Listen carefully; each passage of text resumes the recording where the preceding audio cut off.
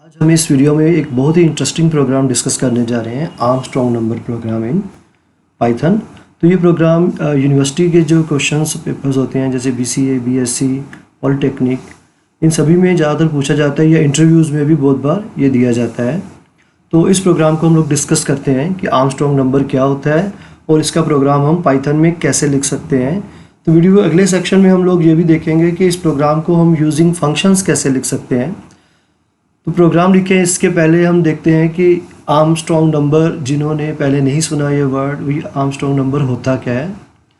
तो Armstrong numbers ऐसे numeric values होती हैं या ऐसे नंबर्स होते हैं, अगर उनके डिजिट्स को हम सेपरेट करें और हर एक सेपरेटेड डिजिट को हम क्यूब करें और सभी क्यूब्स का हम सम करें, अगर ओरिजिनल नंबर दोबारा मिल जाता है तो वो नंबर को आर्मस्ट्रॉन्ग नंबर बोला जाता है।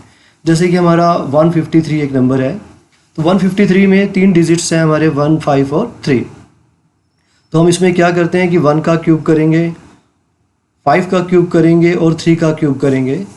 तीनों ही क्यूब्स को हम सम करेंगे। अगर टोटल 153 रहता है तो डेट मीन्स जो 153 है वो एक आर्मस्ट्रॉन्ग नंबर है।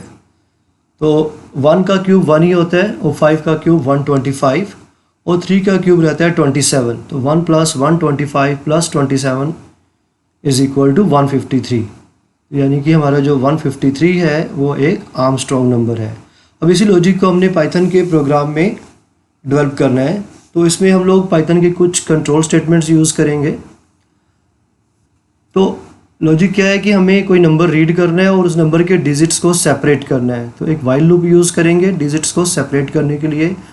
मोड ऑपरेटर का यूज़ करेंगे कि किसी नंबर को अगर हम 10 से डिवाइड करते हैं और रिमाइंडर में क्या रहता है कि उस नंबर का जो लास्ट डिजिट है वो एज अ रिमाइंडर आ जाता है। बस इसी कंसेप्ट को इस वीडियो में हम लोग यूज़ करेंगे। जैसे 153 है, 153 को अगर 10 से डिवाइड करें मोड ऑपरेटर के साथ तो 3 रिमाइंडर रहेगा। तो 3 हमारा सेपरेट हो गया। तो देखते हैं वीडियो में आगे। तो हमने एक n वेरिएबल ले लिया जिसको हमने रीड किया, n int input enter N integer. तो एक इंटीजर वैल्यू को रीड करने के लिए एक इनपुट स्टेटमेंट दे दी पाइथन की, जिससे n में आपका वो वैल्यू, जब आप इस प्रोग्राम को एग्जीक्यूट करोगे तो n में वो वैल्यू आएगी जिसको आप चेक करोगे कि वो आर्मस्ट्रॉन्ग नंबर है या नहीं है। एक सम के लिए मैंने वेरिएबल ले लिया s इज़ इक्वल टू 0, क्योंकि s में हम लोग सभी क्यूब्स को सम करेंगे। और एक टेम्प वेरिएबल में हमने n की वैल्यू को कॉपी करके रख लिया, temp is equal to n। अब एक वाइल लूप लगाएंगे, क्योंकि स्टेप बार बार करने हमें नहीं पता कि नंबर ऑफ डिजिट्स कितने हैं। ये तो मैं एग्जांपल में बोल रहा हूँ 153, कितने भी डिजिट्स हो सकते हैं जो हमारी अलाउड लिमिट है। तो हमने वाइल में लिख दिया while number is greater than 0, n is greater than 0, कि जब तक ये कंडीशन ट्रू है लूप बॉडी एग्जीक्यूट होती रहे। तो फर्स्ट स्टेटमेंट दिया मैंने m is equal to n mod 10। तो इससे क्या होगा, जो नंबर है वो 10 से डिवाइड करेंगे तो जो रिमाइंडर है वो m में आके स्टोर हो जाएगा। तो 153 के केस में 3 आके हमारा m में स्टोर हो जाएगा। तो 3 का हमने क्यूब करना है तो मैंने लिखा m into m into m। तो नेक्स्ट लाइन में आप देख पा रहे हैं s is equal to s plus m into m into m। तो इससे s में क्या होगा, जो 153 में से 3 है उसका क्यूब होके s में स्टोर हो जाएगा। अब हमें क्या करना है, क्योंकि 153 में से 3 का काम हो चुका है, यानी लास्ट डिजिट का काम हो चुका है, उसे ट्रंकेट कर देना चाहिए। तो मैंने लिखा n is equal to n divide by 10। तो इससे क्या होगा, अगर इंटीजर डिवीजन होती तो ये 15 आता, लेकिन इसमें ऐसा नहीं होता, पाइथन में 15.3 आ जाएगा। तो मैंने इंट में कन्वर्ट किया, जिससे n is equal to int n divide by 10 लिखने से क्या होगा, 15 रिटर्न आएगा। तो ये लूप बॉडी बार बार चलती रहेगी। अगले इटरेशन में क्या होगा, 15 ग्रेटर देन 0, स्टेप फिर रिपीट होगा। तो फाइनली क्या होगा, जो हमारा सम है हमारे s वेरिएबल में आके स्टोर हो जाएगा। तीनों डिजिट्स अलग होके, इस पर्टिकुलर एग्जाम्पल में आपके केस में ज़्यादा डिजिट्स भी आप ले सकते हो। तो हमने s को अब टेम्प से कंपेयर कर लिया। अगर s की वैल्यू टेम्प के बराबर है तो इसका नंबर क्या है, हमारा आर्मस्ट्रॉन्ग है, नहीं तो नंबर आर्मस्ट्रॉन्ग नहीं है। मैंने टेम्प में n को कॉपी क्यों किया था, क्योंकि आप देख रहे हो लूप बॉडी के अंदर n की वैल्यू को हमने ट्रंकेट किया बार बार। तो ओरिजिनल नंबर को प्रिजर्व कर लिया पहले ही टेम्प वेरिएबल में, और बाद में सम वेरिएबल के साथ उसको लूप के बाहर आके हमने कंपेयर कर लिया कि अगर टेम्प और s दोनों ही बराबर हैं तो क्या होगा, वैल्यू इक्वल है। तो प्रिंट हमने किया नंबर इज़ आर्मस्ट्रॉन्ग, नहीं तो नंबर इज़ नॉट आर्मस्ट्रॉन्ग। तो इस प्रोग्राम को हमने अभी मैंने एक स्क्रीन पर टाइप किया है विजिबिलिटी के को इम्प्रूव करने के लिए। अब हम इसको एक बार, आपका जो पाइथन का आइडियली एडिटर है या आपके पास कोई और भी प्रोविज़न होगा तो आप उसमें भी इसको टाइप करके रन करके देख सकते हो। तो मैं इसका भी आपको एक एग्जीक्यूशन करके दिखाता हूँ कि हम लोग पाइथन के IDLE में चलते हैं, इस प्रोग्राम को वहाँ पर भी टाइप कर लेते हैं। तो ये प्रोग्राम एज इट इज़ मैंने इसमें टाइप कर लिया है। अब इस प्रोग्राम को हम IDLE के थ्रू रन करते हैं।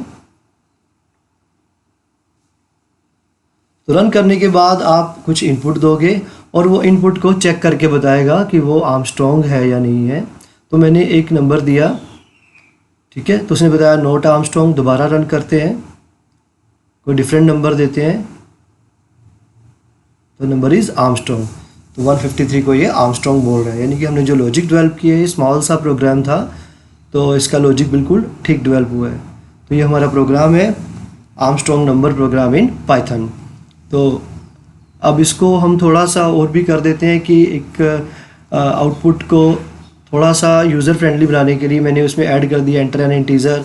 प्रिंट में भी पहले मैंने आर्मस्ट्रॉन्ग लिखा था, अब मैं लिख देता हूँ number is Armstrong, number is not Armstrong. तो आप भी ऐसे चेंजेस कर सकते हो। याद रहे जब भी आप प्रोग्राम लिखते हो तो इसमें आप लोग कमेंट्स ज़रूर लिखा करो अंदर, या डॉक स्ट्रिंग्स लिखा करो, ताकि प्रोग्राम का जो यूज़र है बाद में इसको पढ़ेगा तो उसके लिए रीडेबिलिटी इंप्रूव होती है, यानी उसके लिए रीडेबल रहता है कि क्या कोड आपने क्या कोड किस पर्पज़ के लिए लिखा है, या ये प्रोग्राम किस पर्पज़ के लिए लिखा गया है। अब मैं वो चेंज करके दिखाता हूँ। अगर मैं इंट ना लगाता तो क्या होगा, ये 153 को भी आर्मस्ट्रॉन्ग नहीं बोलेगा, क्योंकि 153 के केस में क्या करेगा, 153 डिवाइड बाई 10 तो 15.3 रिटर्न करेगा, ठीक है। तो इसलिए हमें क्या करना है इस केस में, इंट के साथ हमने उसको इंटीजर में, आंसर को इंटीजर में कन्वर्ट करना है, जिससे वो हमारे डिवीज़न का क्वोशंट पार्ट है जो वो रिटर्न कर देगा n को। अब मैंने ठीक कर दिया। अब इसको दोबारा से हम चेक करते हैं। 153 को इसने आर्मस्ट्रॉन्ग का है।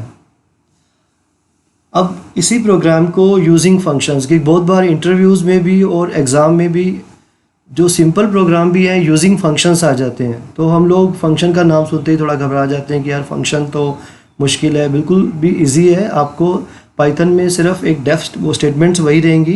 डिफाइन फंक्शन डेफ से आप लोग फंक्शन शुरू करोगे। इस फंक्शन का नाम मैंने आर्मस्ट्रॉन्ग ही रख दिया, आप कोई भी नाम रख सकते हो। तो इसको जो पैरामीटर पास किया मैंने एन ही किया है, लॉजिक अंदर वही रखा है, time p is equal to N, S is equal to 0। जो हमारी बिना फंक्शन वाला स्टेटमेंट थी वो सारी एज इट इज़ ही मैंने रखी हैं। वाइल में N is greater than 0, while की बॉडी के अंदर फिर हम N is equal to N mod M is equal to N mod 10 करेंगे रिमाइंडर कैलकुलेट करने के लिए। और नेक्स्ट लाइन में हम लोग क्या करेंगे, एस में जो एम का जो क्यूब है वो स्टोर कर देंगे। और अगली लाइन में हम एन को ट्रंकेट करने के लिए N is equal to N divide by 10 कर देंगे इंट लगाकर। तो ये तीनों ही स्टेटमेंट, तीन ही स्टेटमेंट हैं जो मेन वर्क कर रही हैं इसमें, डिजिट्स को अलग भी कर रही है और उनका क्यूब करके सम वेरिएबल में भी स्टोर कर रही हैं, जिसमें इस वेरिएबल को ही हम यूज़ करते हैं बार बार चेक करने के लिए कि ये मेन जो हमारा एंटर्ड नंबर था ये उसके इक्वल है या नहीं है। अब हमने एस कैलकुलेट कर लिया, बाकी काम हम मेन प्रोग्राम में करेंगे तो हम एस को रिटर्न कर देते हैं, यानी मेन प्रोग्राम में हम एस की वैल्यू को वापस भेज देते हैं। अब आगे हम मेन प्रोग्राम लिखते हैं, उसमें हम वो नंबर रीड करेंगे जिसको हमें चेक करना है कि वो आर्मस्ट्रॉन्ग नंबर है या नहीं है। तो अभी वो नंबर रीड कर लेते हैं। N is equal to int input, जो हमारा पहले से ही मेथड है, इसमें हम एक स्ट्रिंग दे देंगे, एंटर एन इंटीजर। तो आप कुछ भी लिख सकते हो, enter a number, enter a value, जो भी स्ट्रिंग आप लिखना चाहो।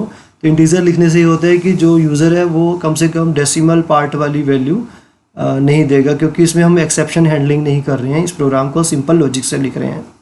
अब मैंने लगाया इफ़ के अंदर ही, इफ़ के ब्रैकेट के अंदर ही मैंने आर्मस्ट्रॉन्ग नंबर को कॉल कर लिया। मैंने लिखा if N equals to Armstrong of N, यानी कि अब मैंने टाइम वेरिएबल नहीं लिया, एन को हम आर्मस्ट्रॉन्ग ऑफ एन से कंपेयर कर रहे हैं। जैसे ही ये स्टेटमेंट आएगी तो आर्मस्ट्रॉन्ग नंबर का जो फंक्शन है हमारे प्रोग्राम में वो कॉल हो जाएगा, एन की वैल्यूज़ को मिल जाएगी, कॉपी हो जाएगी, और एस की जो वैल्यू है वो मेन प्रोग्राम फंक्शन से मेन प्रोग्राम में रिटर्न हो जाएगी। यानी इन एक्चुअल क्या होगा, एन और एस कंपेयर हो रहे हैं। अगर ये इक्वल है तो क्या आएगा आपका, नंबर इज़ आर्मस्ट्रॉन्ग, नहीं तो क्या वैल्यू आएगी आपकी, नंबर इज़ नॉट आर्मस्ट्रॉन्ग। तो इस तरह से आपके ये दोनों ही कंडीशंस आपने दे दी हैं इफ़ के साथ। तो इस प्रोग्राम को हम यूजिंग फंक्शंस इस तरह से लिख सकते हैं, कोई ख़ास बहुत बड़ा लॉजिक नहीं है। ये जो प्रोग्राम पहले भी लिखा था मैंने, ये अभी भी लिखा है, तो इन दोनों ही केसेस में मैंने एक्सेप्शन हैंडलिंग वाला पार्ट है जो कवर नहीं किया, क्योंकि अभी मैं शुरू में ये लेके चल रहा हूँ कि ये इनिशियल प्रोग्राम्स में ही ये प्रोग्राम को पूछा जाता है। तो होपफुली ये आपको क्लियर हो गया होगा। इस प्रोग्राम का आप रन भी देख लो कि हम रन करते हैं तो वैसे ही है। जैसे देखो, एंटर एन इंटीजर, आप एक वैल्यू सप्लाई करोगे तो वो इसको टेस्ट करके बता रहा है कि वो इंटीजर है या नहीं है, आर्मस्ट्रॉन्ग है या नहीं है। तो ये था हमारा program Armstrong numbers in Python.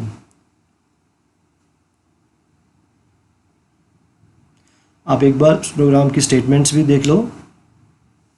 तो इस तरह के और भी प्रोग्रामिंग वीडियोस हमारे इस चैनल लर्निंग एवरीडे पे ऑलरेडी हैं, तो आप उनको भी एक्सप्लोर करो। और कोई भी अगर आप प्रोग्राम और भी चाहते हैं कि हम लोग आपको वीडियो प्रोड्यूस करके अपलोड करें, तो वो हमें कमेंट में आप पूछ सकते हैं। Thanks for watching this video.